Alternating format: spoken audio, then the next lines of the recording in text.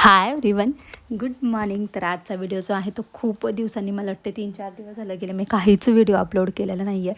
कारण ना प्रत्युषची तब्येत अजिबात ठीक नव्हती. गेले 3-4 दिवस जो आहे त्याला ताप येतो आहे किंवा खूप कफ वगैरे झाला. त्याच्यामुळे ना त्याच्या काही ब्लड टेस्ट करून घ्यायला लावलेले, बाकीचे काही एक्सरे वगैरे करून घ्यायला लावलेले. आणि त्यामुळे ना इतकं मला तर टेन्शन आलेलं, म्हणजे सगळ्यांचं आईचं असं होत असेल. आय एम शुअर की मुलं जर ठणठणीत असेल ना तर आपलं पण मन लागतं बाकी गोष्टींमध्ये. त्याच्यामुळे ना मी अजिबात व्हिडिओ एडिटिंग शूट काहीच केलं नाही. आरीवर्कच्या क्लासला गेले नाही किंवा आरीवर्कचंसुद्धा काहीच काम केलेलं नाही आहे मी 3-4 दिवस झालं.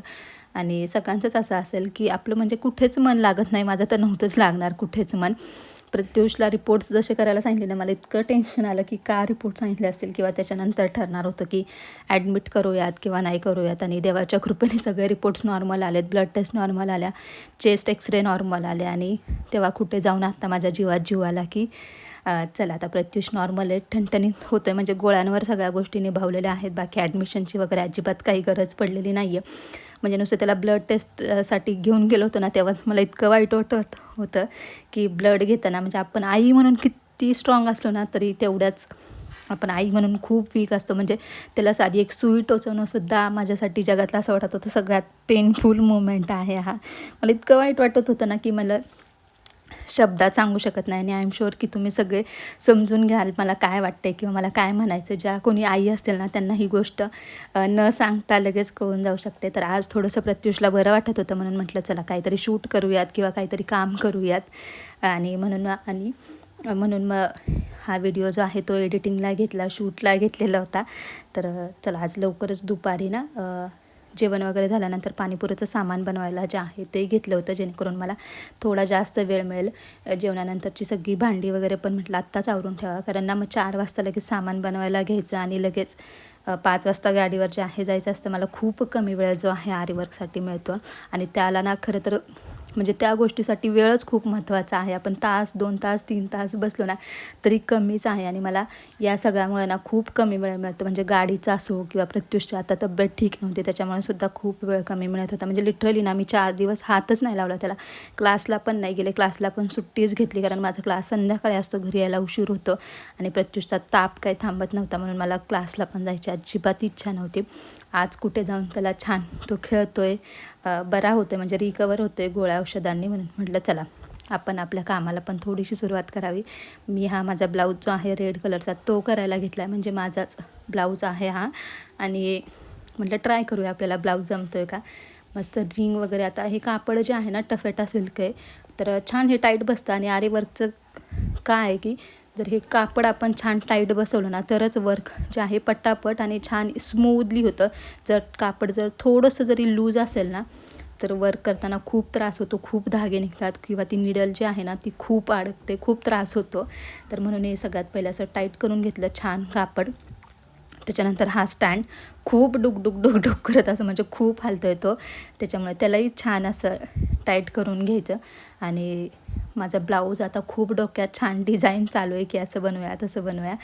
म्हणजे एकाच ब्लाऊजमध्ये मला सगळ्या गोष्टी करता येतील असं माझं, म्हणजे करता याव्यात असं माझं म्हणणं होतं. की लोडिंग असेल किंवा असं हे कुंदनचं वर्क असेल किंवा हँगिंग थोडी वेगळ्या प्रकारे, किंवा मी नेट फिक्सिंग पण करणार आहे. म्हणजे खूप छान डोक्यात हा ब्लाऊज आहे किंवा एक खूप छान डिझाईन बघितलेली आहे. पण बघूया आता तो म्हणजे प्रत्यक्षात कसा उतरतं.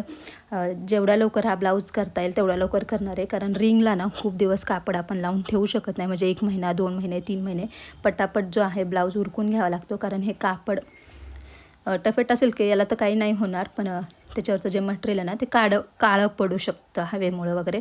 असं आमच्या क्लासच्या मॅडमने सांगितलं की खूप दिवस आपण रिंगला कापड नाही लावायचं, पटापट ब्लाऊज उरकून घ्यायचं. आणि ते सारखं लावून खेचून ना म्हणजे टाईट करताना खेचावं लागतं ना, त्याच्यासुद्धा कापड खूप फसकलं जातं. त्याच्यामुळे पटापट मला हा ब्लाऊज उरकायचा. आता एक स्लीव्ज तर झाली आहे, दुसरी स्लीव्ज करायला घेतली आहे.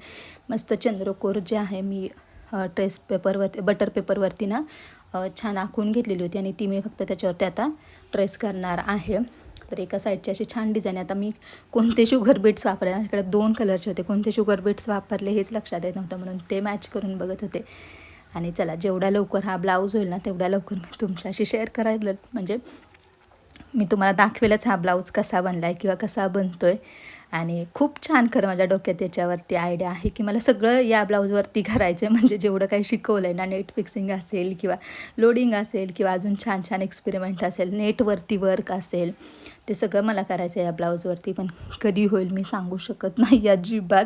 खूप वेळ लागतो आहे. हळूहळू करते कारण फिनिशिंग छान जमली पाहिजे. पहिलाच ब्लाऊज आहे आणि मी जर ब्लाऊज छान केला, मी घातला, तरच मला ऑर्डर्स वगैरे मिळतील किंवा लोक नाही का विचारतील हा ब्लाऊज कोणी केला आहे. त्याच्यामुळे ना मला हा पहिला ब्लाऊज माझा छान करायचा, म्हणजे मलाही छान वाटलं पाहिजे की यार फिनिशिंग वगैरे छान आली आहे पहिल्या ब्लाऊज असूनसुद्धा. खूप परफेक्ट नाही येणार, पण मी छान अशी बेटर करण्याचा तरी प्रयत्न करूच शकते नक्कीच. तर चला, असा होता आजचा मिनी ब्लॉग. चॅनलवर नवीन असाल तर प्लीज सबस्क्राईब करायला अजिबात विसरू नका. आणि चला, मी माझं काम जे आहे ते करते. आणि हो, मला खूप जणींचा मेसेज येत होता की ताई आरी वर्क करणं सोपं आहे का, किंवा मला पण क्लास करायचा आहे, किंवा मला ते जमेल का. तर अशी कोणतीच गोष्ट नसते जी आपण प्रयत्न करून आपल्याला ती जमणार नाही.